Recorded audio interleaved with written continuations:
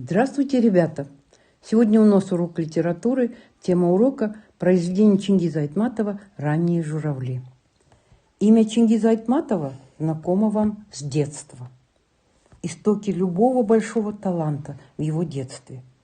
Первыми наставниками и учителями в познании мира были родители. Тем, что Чингиз стал известным писателем, он обязан отцу и матери. «Отец, я не знаю, где ты похоронен. Посвящаю тебе, Тарикулу Айтматову». «Мама, ты вырастила нас всех четверых. Посвящаю тебе, Нагиме Айтматовой». Герои его книг всегда рядом с нами. Солдатенок Авалбек, учитель Дющен,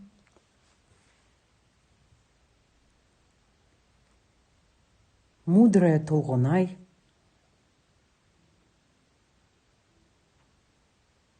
рогатая мать олениха и мальчик. Забыть их невозможно. Мальчик тянулся к знаниям, хотел учиться. Одним из учителей в школе был Усубалы Тыналиев. Возможно, он и стал прообразом председателя колхоза в повести «Ранние журавли». Подросток превосходно владел 2 языками и в школьные годы много читал.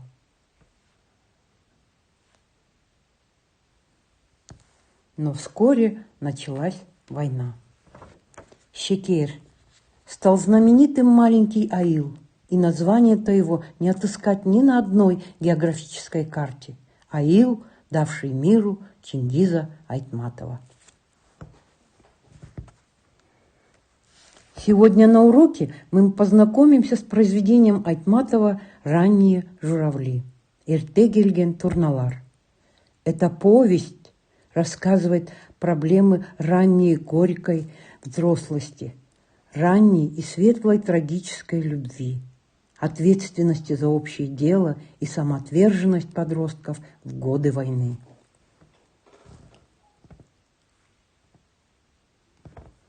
Грозное эхо войны докатилось и сюда, в глубокий тыл, в маленький кыргызский аул.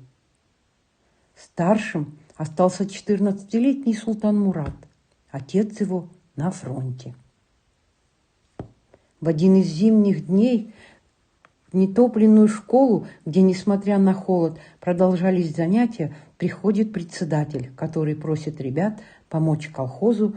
Не хватает рабочих рук, а надо помочь посеять хлеб. Куда собрался? За дровами, в классе холодно. А где ваш класс? Налево первая дверь. Угу.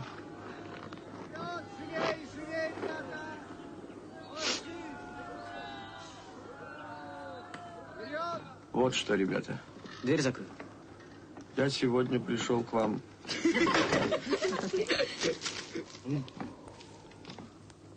Бигбаев, сядь-ка на место. А что, печку не разжигать? Потом садись.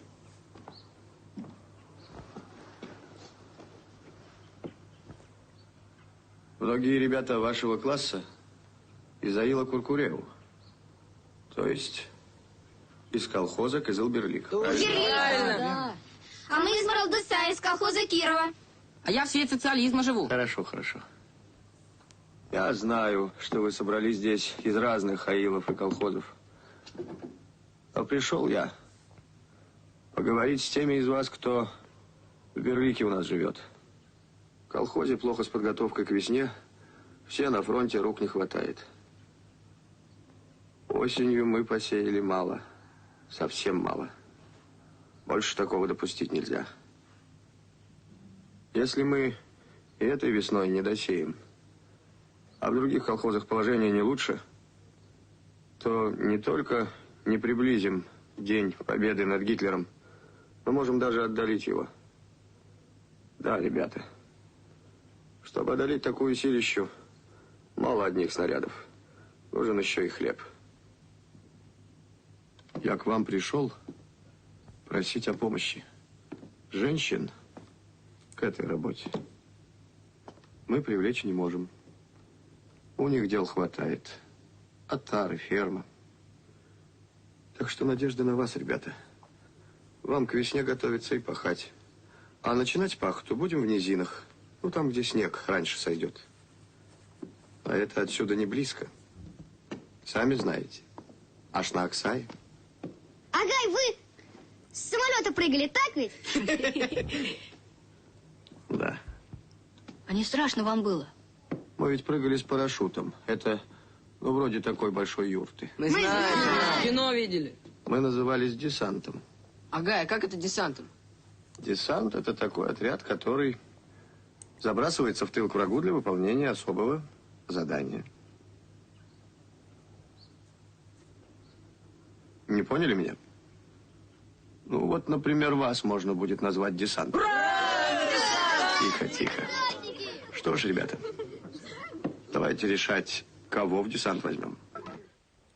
Султан Мурат становится командиром рабочего отряда. Теперь мальчик отвечает за людей, лошадей и оборудование. Наконец-то лошади готовы, откормлены и вылечены. Командир, слышь?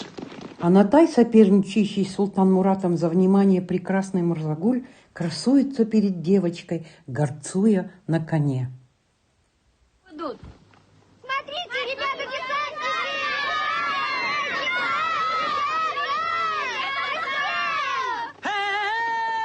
Эй! Стой, Натай! Стой, говорю!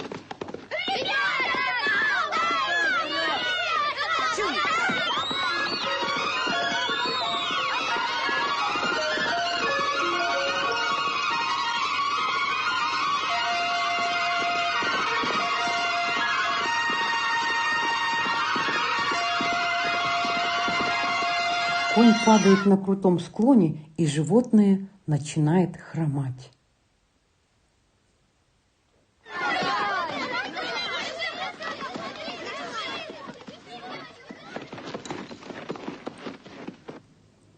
Очень больно. Да нет.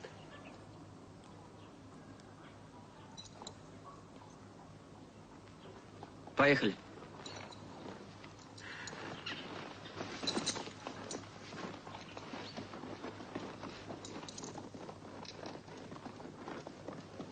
Натай, у твоего коня что-то с ногой. Чего? Где? Смотри.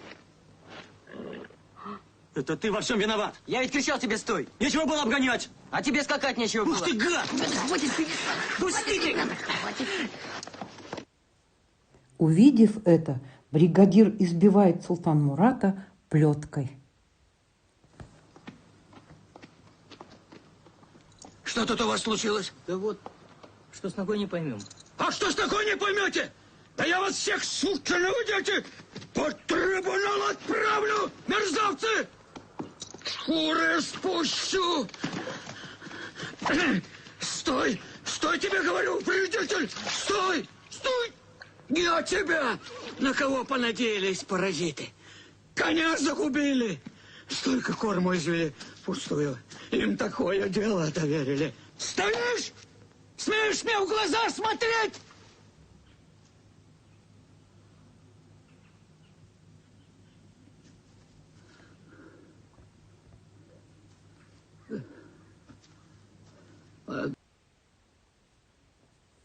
Уйдя из школы, Султан Мурат не видится с Мурзагуль и просит младшего брата передать девочке письмо. Он с нетерпением ждет ответа, но Мурзагуль молчит. Наконец, она передает ему платок, на котором вышиты их имена. Султан Мурат понимает, что чувство его взаимно. На этом первая часть рассказа нашего заканчивается. Домашнее задание, ребята. Прочитать рассказ на странице 218-226. Посмотрите фильм «Ранние журавли». До свидания, ребята.